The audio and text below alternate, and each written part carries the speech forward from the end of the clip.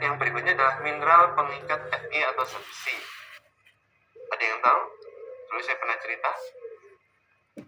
Lupa, Pak. Apa? Vitamin apa? Kalsium, Pak. Kalsium. Mineral pengikat Fe. Kalsium. Ada temannya yang mengatakan kalsium. Boleh. Selain kalsium, vitamin apa? Vitamin C. Vitamin C. Terima kasih. Jawabannya adalah vitamin C. Ya. Zat besi itu sering atau senang berikatan dengan vitamin C. Jadi kalau Anda makan atau minum sumber zat besi, ya sumber zat besi itu kalau makanan bisa dari daging, dari kacang-kacangan, gitu ya. Dari kemarin saya cerita di kelas yaitu dagingnya dekat dengan tulang, gitu ya, sumsum itu mengandung zat besi. Alangkah baiknya Anda pesen minumannya adalah minuman dari vitamin C, sumber vitamin C. Banyak ya sumber vitamin C, itu bisa Anda konsumsi secara bersama, ya. Karena akan mengoptimalkan kinerja dari zat besi untuk mengikat, ya, untuk diikat oleh vitamin C. Betul, vitamin C. Kemudian ini ya, satu-satunya vitamin, kemarin saya cerita kepada Anda di kelas, satu-satunya vitamin yang tidak bisa diproduksi di dalam tubuh kita itu adalah vitamin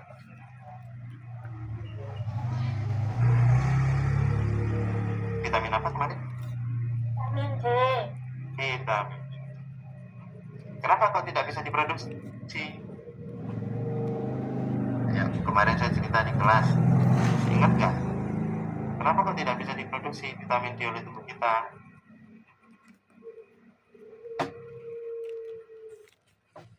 Masih ingat Mungkin nggak? karena dari sinar matahari, Pak. Di sinar ada apa? Sinar matahari. Iya. Mengandung apa? Sinar matahari? Vitamin D. Ya, sinar matahari yang bisa mengubah provitamin D menjadi vitamin D itu ada kandungan apa ya?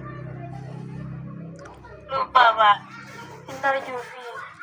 Oh, Iya, sinar UV, betul ya. Ada sinar UV atau ultraviolet. Bisa nggak digantikan sama lampu? Bola lampu bisa nggak? Tidak bisa. bisa, Pak. Ada di rumah punya ayam? Punya, Pak. Punya Bisa, ya. ya. Dulu saya punya ya. Pernah ya dulu ayamnya tetas, kemudian dikasih lampu di kardus ya. Ya. Nah, itu penggantinya sinar matahari ya. Ya. Contoh lagi, misalnya anak yang baru lahir neonatal kurang dari 28 hari, karena di rumah nggak punya inkubator ya, sama bapaknya itu seperti ayam ditaruh di kardus, kemudian dikasih lampu ya. Ya, biar anaknya di samping yang pertama hangat, kemudian mendapatkan sinar. Lah mau gimana nggak punya inkubator ya? Kecuali kalau punya inkubator kayak di rumah sakit, ya, itu boleh. Yang penting aman ya untuk manusianya ya. Kemudian cara minum tablet tambah darah yang aman bagi ibu hamil. Kemarin masih ingat nggak? Cara minum tablet tambah darah yang benar bagi ibu hamil. Ya, Mbak Risa? Hari. Diminumnya betul malam hari menjelang Tidur. ya. Jadi minumnya itu malam hari menjelang tidur ya. Kenapa kok diminum malam hari, Mbak?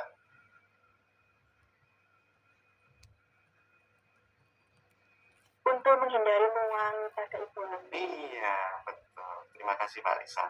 Untuk menghindari mual ya. Daripada hamilnya mual, kemudian nanti muntah ya. Menjelang tidur itu baru dikonsumsi. Oke, lanjut. Bakteri prebiotik pada ASI yang pertama keluar namanya apa? Kolostrum.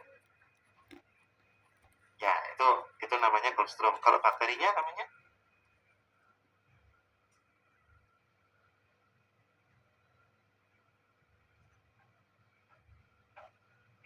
Masih ingat nggak? Lactobacillus. Bacillus. Ya, lactobacillus apa? Lactobacillus Bakteri yang keluar pada saat ASI. ya. Namanya lactobacillus protectus ya, lupa ya. Lactobacillus protectus ya. Itu ASI yang pertama keluar, tadi katanya Pak Risa itu mengandung kolostrum, itu penuh dengan bakteri Lactobacillus protectus. Nah, Lactobacillus protectus nanti ketika dikonsumsi oleh bayi itu akan tertinggal di usus ya, tepatnya di usus halus. Akan tertinggal di sana menjadi koloni dan dia menjadi mikroflora yang dibutuhkan oleh usus. Ya. Kemudian perbedaan ingesti sama digesti. Apa ingesti?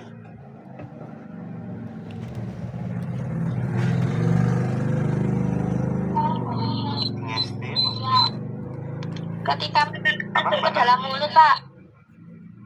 Oke. Ketika makanan itu masuk ke dalam mulut, diapain sama mulut Mbak Nasma?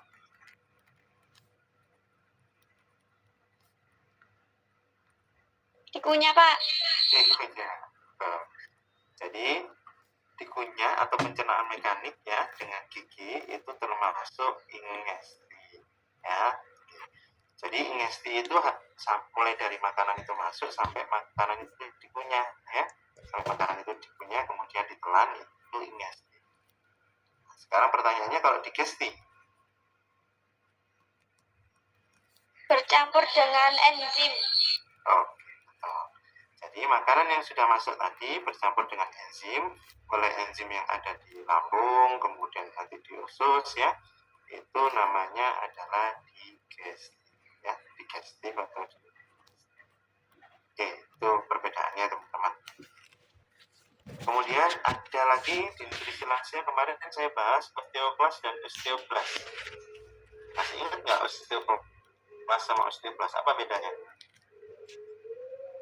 Osteoklas itu membangun tulang. Osteoklas membangun tulang. Betul? Tidak kebalik?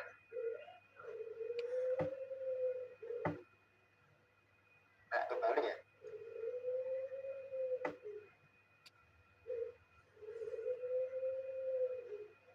Yang membangun tulang itu yang mana? Osteoklas sama osteoblast? Kebalik, Pak. Ya, jangan kebalik ya. Iya. Kalau sama pakai sandal kebalik kan nggak nyaman ya.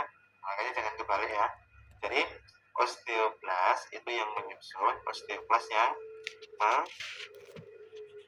kalau ada yang menyusun berarti ada yang bangun. Ya.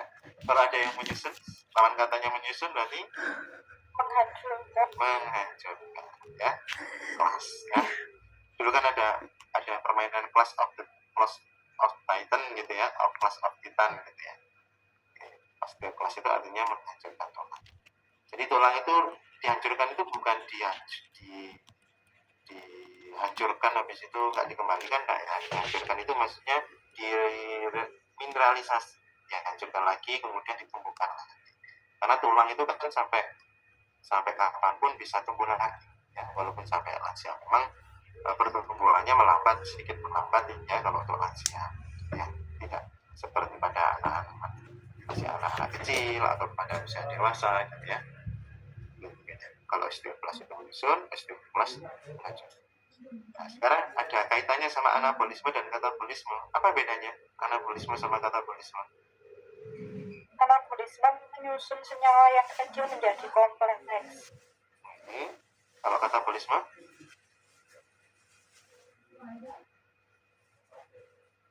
Merombak dari senyawa kompleks jadi sederhana. Baik.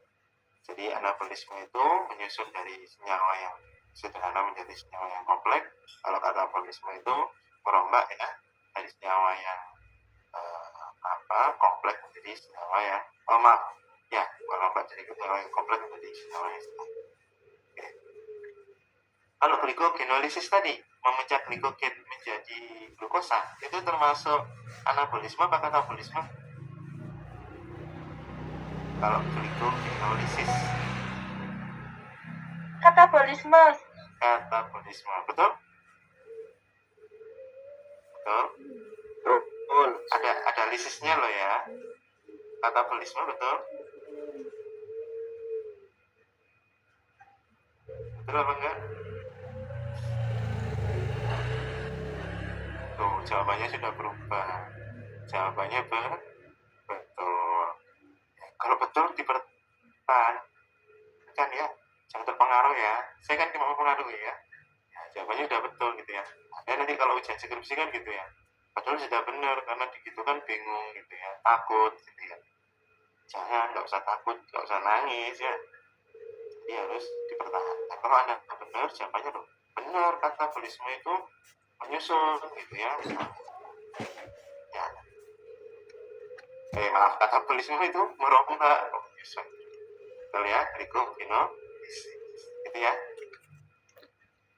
Jadi glikogenolisis itu katabolisme. Nah, berikutnya adalah ketika dalam masalah, ketika kita stres. Saya dulu pernah ngomong ini, mungkin Anda lupa. Di orang depresi itu cenderung mengkonsumsi makanan secara berlebih ya. Jadi ada orang yang untuk menghindari stres itu makanannya itu harus berlebih. Jadi kalau stres itu dia pelariannya wisata kuliner atau nah di dalam otak kita itu ada namanya hormon serotonin kelenjar hipofisis ya. Kalau di otak itu ada kelenjar hipofisis itu di otak kecil itu merangsang namanya hormon serotonin yang ada di lambung ya. Jadi hormon serotonin yang ada di lambung itu dirangsang untuk menghasilkan asam lambung yang makanya kemarin saya cerita kepada saudara, kalau ada orang yang kecelakaan itu penanganannya ada dua. Yang pertama penanganan fisiknya, luka luarnya diobati, juga ada luka dalam. Apa luka dalamnya? Lambungnya harus dilindungi. Dengan cara apa Pak? Dengan dilindungi, yaitu diberikan obat lambung. Ya. Kenapa? Yaitu tadi, karena orang sakit, orang ada injury, ada luka, bahkan sampai patah tulang karena kecelakaan dan sebagainya, benturan, jatuh misalnya dari bangunan, itu pastinya dia stres dengan kondisi fisiknya, sehingga produksi asam lambungnya akan meningkat dengan pemberian obat lambung gitu ya, kemudian makan makanan yang bisa menurunkan resiko itu, maka hormon serotoninnya akan diproduksi ya, untuk menghasilkan asam sehingga orang itu merasa lapar dan harus ya. Saya pernah cerita ini di kelas yang kecelakaan itu, pernah.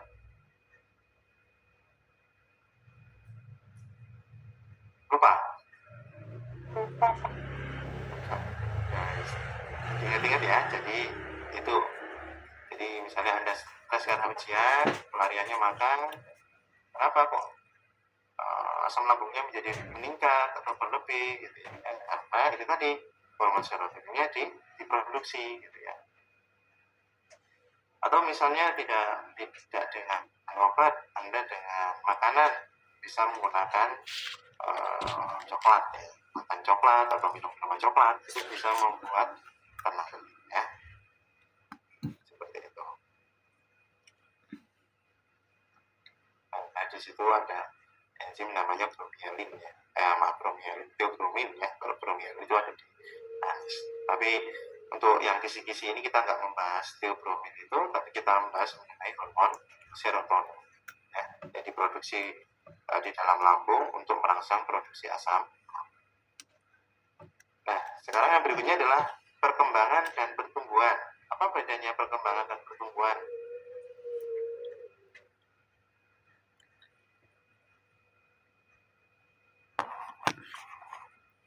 Apa bedanya perkembangan dan pertumbuhan?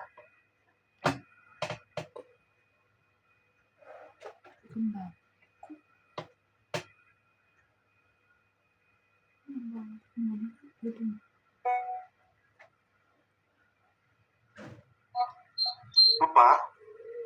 Enggak, Pak. Ayo Mbak Najwa.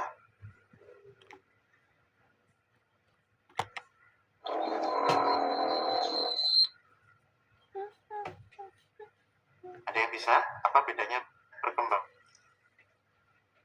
dan pertumbuhan? Kalau perkembangan itu menyangkut kemandirian anaknya, Pak. Itu perkembangan ya. Oke. Kalau pertumbuhan Mbak Najwa?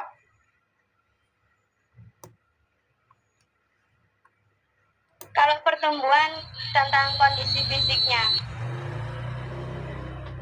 100 untuk Mbak Najwa ya. Jadi kalau perkembangan itu adalah kemampuan fisiknya ya, penggunaan fisiknya. Kalau pertumbuhan itu berkaitan dengan ukuran ya, semakin tinggi, semakin berat gitu ya. Itu berkaitan dengan pertumbuhan. Kalau perkembangan itu kemampuan ya, kemampuan balita dalam menggunakan misalnya menggunakan baju ya, menggunakan alas kaki gitu ya, atau mungkin perkembangannya ya, seperti itu. Kemudian yang berikutnya adalah perbedaan pemantauan status gizi sekarang dan di masa lalu. Kalau status gizi masa sekarang itu indikatornya apa kemarin?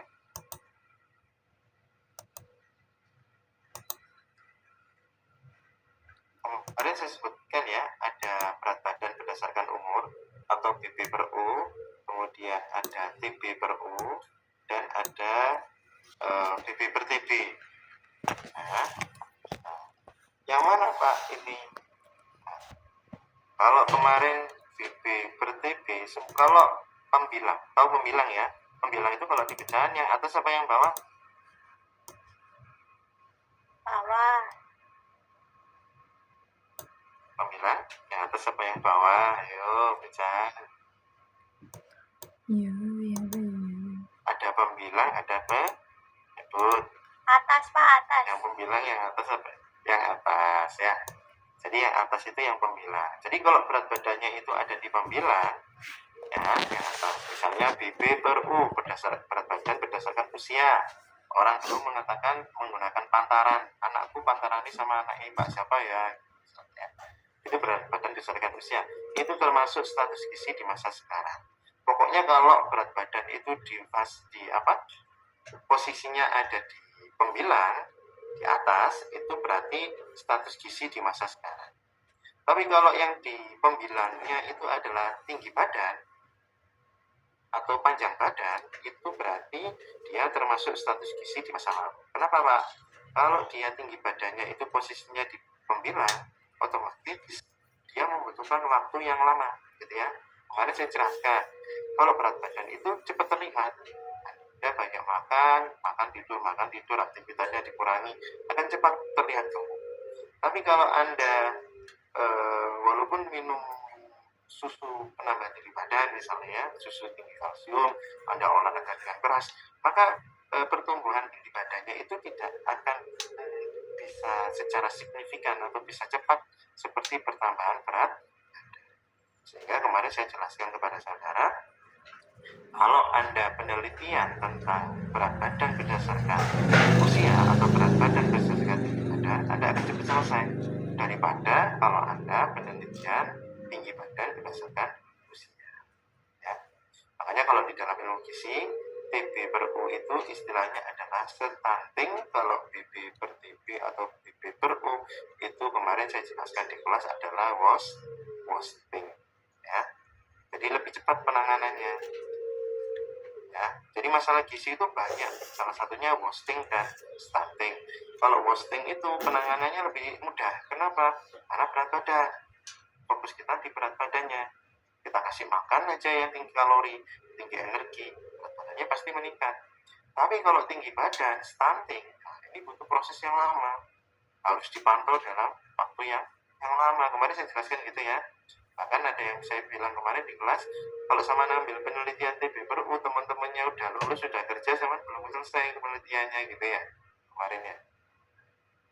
Jadi diingat-ingat ya, tinggi badan per U, TB per U itu satu-satunya indikator antropometri atau indikator penentuan zat gizi untuk durasi yang lama atau butuh waktu yang lama. Selain itu waktu sekarang TB per U, TB per TB, kemudian IMT per U atau indeks massa tubuh per U gitu ya, nilai per U itu termasuk status gizi masa sekarang. Yang TB per U saja ya, atau panjang badan berdasarkan usia saja ya di masa. Bisa dipahami ya? Bisa, Pak. Bisa. Alhamdulillah. Kemudian yang berikutnya, faktor-faktor yang mempengaruhi menurunnya intake asupan makan pada anak usia sekolah. Apa saja kira-kira?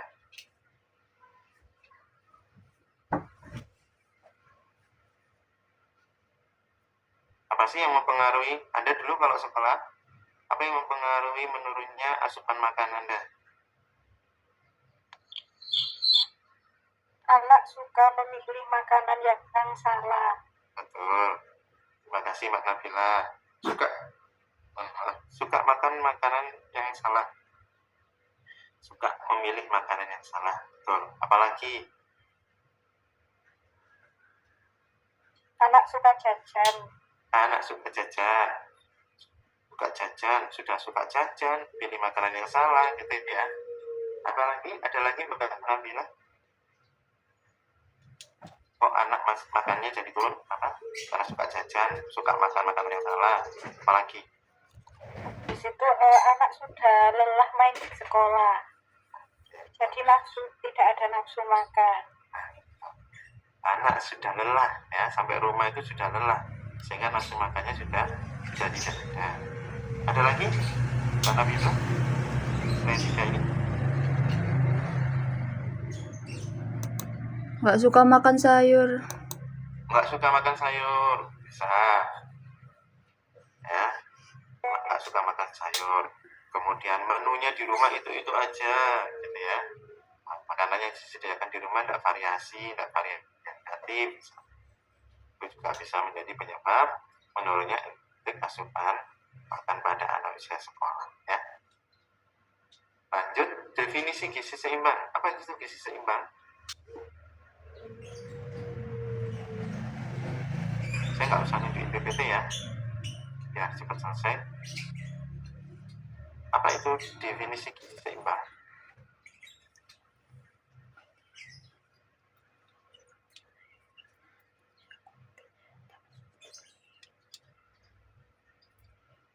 Ada yang bisa bantu menjawab?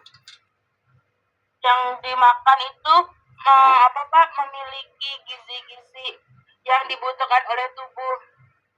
Jadi memenuhi kebutuhan gizi. Jadi itu bisa dibilang seimbang, mungkin seperti itu, Pak. Betul, terima kasih Mbak Dini jawabannya.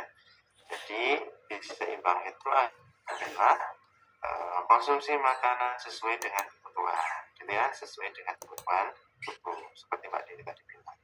Nah, ini akan lebih jelas lagi, sesuai dengan kebutuhan tubuh, menyesuaikan dengan angka kecukupan atau A dan D ya. Dulu di pertemuan yang kedua, di kebutuhan nutrisi sudah saya tunjukkan ya, kebutuhan nutrisinya dalam AKG ya, itu secara umum itu di AKG. Kemudian secara khusus dulu di pertemuan yang kedua kita menghitung ya, karena kebutuhan gizinya setiap orang itu beda-beda ya, karena tinggi badan maupun berat badannya itu tidak sama. Terima kasih. Kita lanjutkan yang berikutnya. Nilai fisiologis karbohidrat berapa dulu? Masih ingat nggak? 4. 1,4 ya. Kalau protein? 4. Protein 4. Lemaknya berapa? 9. Ya. 449 ya, kayak main sepak bola ya. Wah. Kemudian yang berikutnya yang berfungsi sebagai zat energi. Zat energi itu apa aja? Karbohidrat. Ada lagi selain karbohidrat? Protein. Apalagi? Lemak. Lemak. Kemudian zat pembangun yang membangun, namanya pembangun itu membangun jaringan ya. Bisa membangun walaupun sudah roboh bisa dibangun lagi, itu namanya zatnya apa?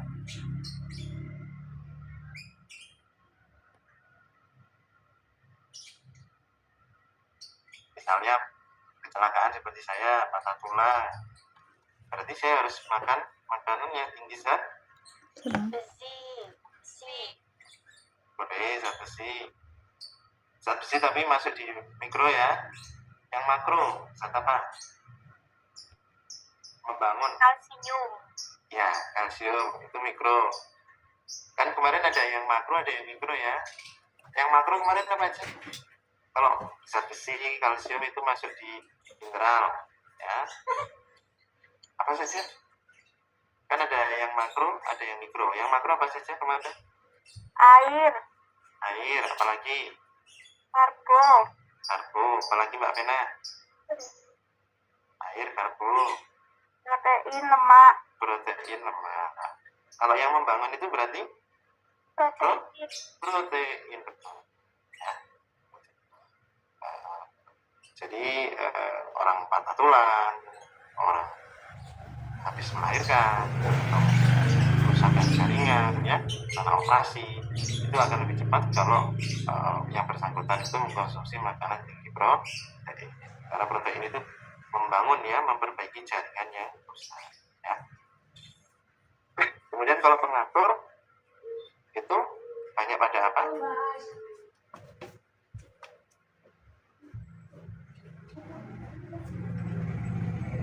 Pengatur Vitamin, Pak. betul Mbak Ken Tarisa. Vitamin sama apa Mbak Ken? Air, Vitamin sama air. Temannya vitamin mineral. ya. Jadi kalau pengatur itu vitamin dan mineral. Makanya kemarin saya bilang ya, walaupun mikro, walaupun dibutuhkan dalam jumlah kecil, kalau kita kekurangan zat itu, maka kita akan oleng gitu ya. Akan oleng, dehidrasi ya, nggak fokus gitu ya, konsentrasinya menurun dan sebagainya. Itu vitamin dan mineral. Oke, lanjut. Bentuk gangguan pertumbuhan dalam waktu singkat akibat tidak nafsu makan, sakit dan infeksi. Apa yang terjadi? Kalau Anda ada seseorang misalnya dia tidak nafsu makan, dia sakit, ada infeksi, apa yang terjadi? Apa yang gangguan pertumbuhan apa yang terlihat dalam waktu yang singkat? Sudah tak nafsu makan, badannya sakit semua, kemudian ada infeksi. Gangguan pertumbuhan apa?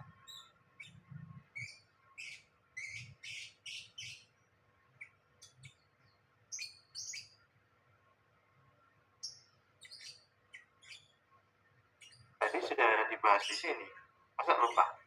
Stunting, Pak. Stunting, kalau stunting tadi butuh waktu lama apa singkat? Lama menurun. Fasting, Pak. Posting, betul. Jadi kalau ada seseorang itu sudah tidak nafsu makan ya, kan nggak ada masuk makanan yang masuk ya, tidak ada asupan makanan yang masuk. Kemudian dia mengalami sakit, ada gangguan di situ di dalam organnya, kemudian ada infeksi juga, maka orang tersebut akan mengalami gangguan berat ya, penurunan status gizinya menurun ya, dari tadinya itu dia berat badannya normal menjadi kurus.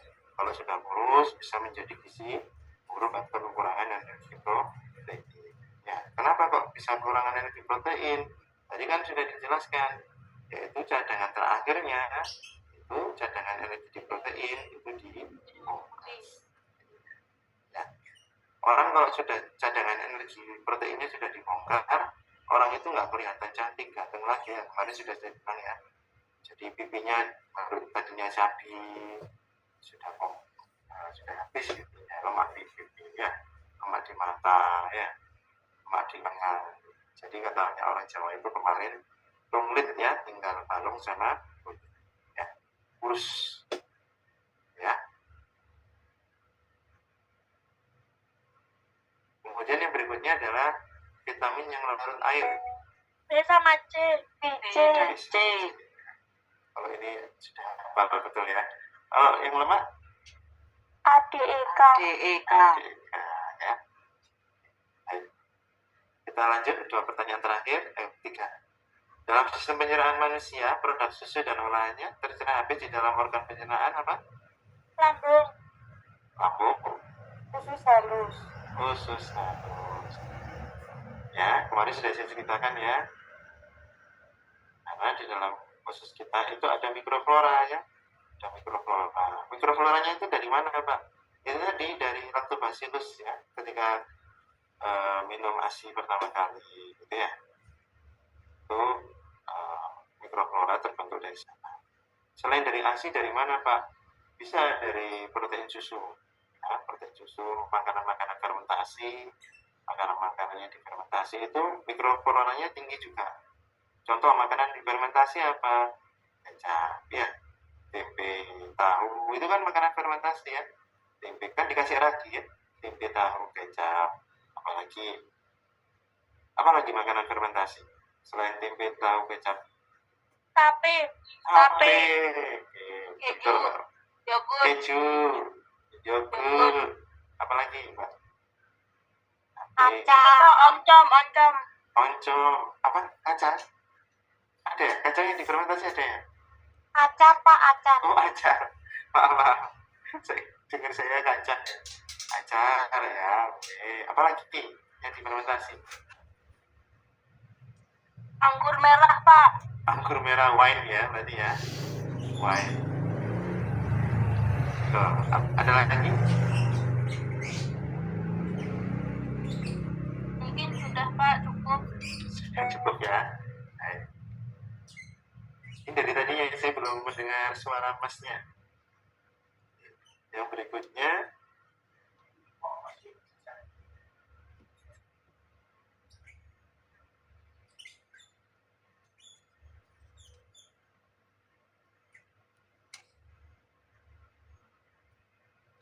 oke, maaf ya. Ya, Pak, tidak apa-apa. Bentuk gangguan. Oh, ini. Kalau tadi bentuk gangguan dalam waktu singkat akibat anoreksia. Kalau sekarang yang lama, apa yang terjadi kalau ada gangguan dalam waktu yang lama? Kalau singkat tadi katanya Anda wasting, berat badannya turun, Pak. Kalau waktunya lama, Stunting, Pak. Stunting. Oh, ya, gangguan pertumbuhan ya. Ini biasanya terjadi pada orang anak ya. Kalau orang dewasa itu jarang terjadi ya, kecuali kalau ada penyakit tertentu ya, misalnya kanker atau tumor. Tapi kalau untuk anak-anak ini kan gangguan pertumbuhan ya, dia tidak bisa tumbuh, bisa bertambah tinggi badan, sehingga dia akan jadi pendek, itu stunting ya. Oke, sudah paham, sudah siap untuk maju ujian. Oke, yang terakhir ini. Pada kasus gizi buruk disertai dengan adanya penyakit infeksi, maka orientasi penanganannya, kalau ada kasus gizi buruk, ada infeksinya, maka orientasi penanganannya bersamaan atau yang mana didahulukan?